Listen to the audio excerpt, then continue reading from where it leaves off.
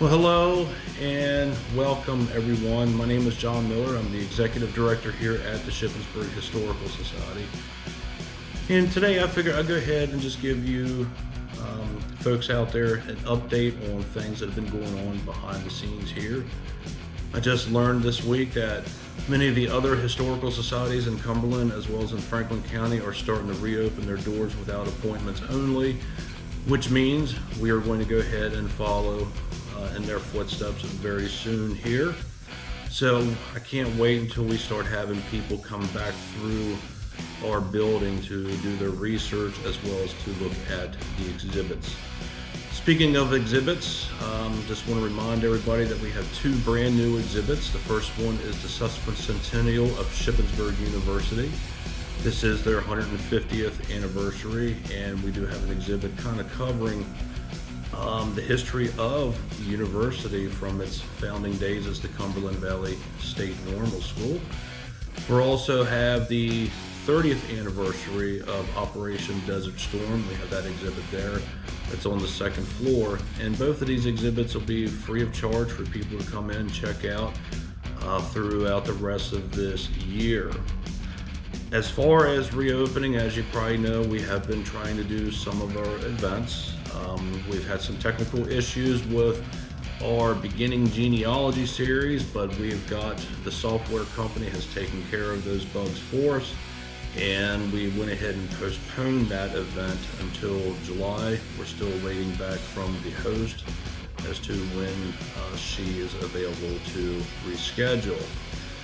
As you can tell, we have some campfire programs. Tonight's program, that's why I'm wearing my favorite band shirt here, is because it's going to be about the history of rock from covering from the period of Elvis Presley all the way up to Y2K. Other campfire programs will follow in August, September, as well as October.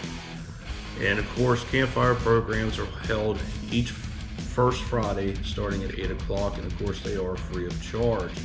Some of the other events that we're looking into are doing living history type of events to where we can utilize all areas, inside as well as outside. We do have a sizable backyard that I want to start utilizing a little bit more of. And some of these living history programs could be from the French and Indian War, Civil War. If I can find some Revolutionary War guys that'd be interested in doing a day encampment. But I'm also going to start looking into World War I as well as World War II reenactors.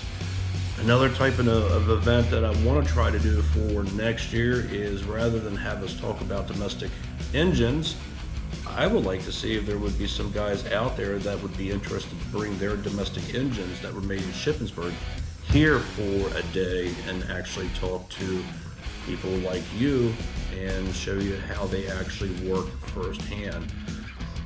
Some of the other events that we're planning, since we missed our 75th birthday last year, we're going to do an event this year called 75+1, and we're going to basically try to have interpreters in every room of the Stewart House, as well as opening up our blacksmith shop out there and have some other presentations going on out there.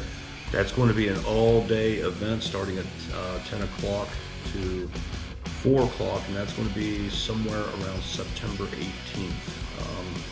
So we're definitely looking forward to putting on events. Another type of event that I'm looking at for next year is what's called a community addict. And this is kind of close to kind of like an antique road show. I know there's a lot of people out there that collect all kinds of different historical memorabilia.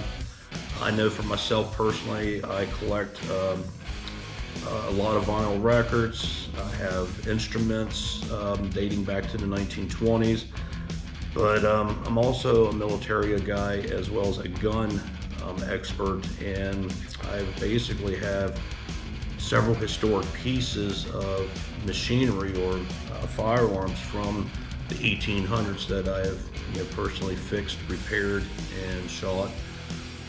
So there's history all around us with everybody that has all kinds of different background interests.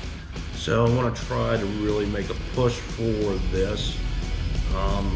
just because of the fact that it'd be kind of cool for people to come in, talk to people who have been collecting, as well as people who have been experts in this field for a long time, to kind of get an idea of what's going on, or how they can go about maybe looking for a piece, or how to fix something, or just because they have a general interest in it. I want to say something about our partners here. So we've partnered up with ShipStation for a curator's guest exhibit, so I'll be taking care of that, and we're hoping to have that unveiled July 3rd for Ship First Station for their First Fridays coming up.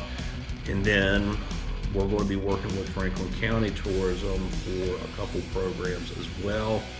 And hopefully I can still go ahead and get out in the community and still do like Shippensburg on location, as well as some other videos for you to kind of showcase how far Shippensburg's influence goes. One of them is I might be actually being recalled to give a couple tours of Fox's Gap, where Shippensburg's own Major General Samuel Sturgis participated in that action on September 14th, 1862. And last but not least, we have a wonderful research library here. Don't forget, we also opened up a research and education library that has a lot of books in there dealing with the French and Indian War, a lot of localized Civil War history, as well as World War I and World War II. So we've got a lot of great plans in effect. We're just hoping that we can go ahead and start prepping, and then from there get these doors reopened to the public. So stay tuned for more announcements. Till then, I just want to say, everybody, thank you for the support that you've shown us over the last year and a half with the pandemic.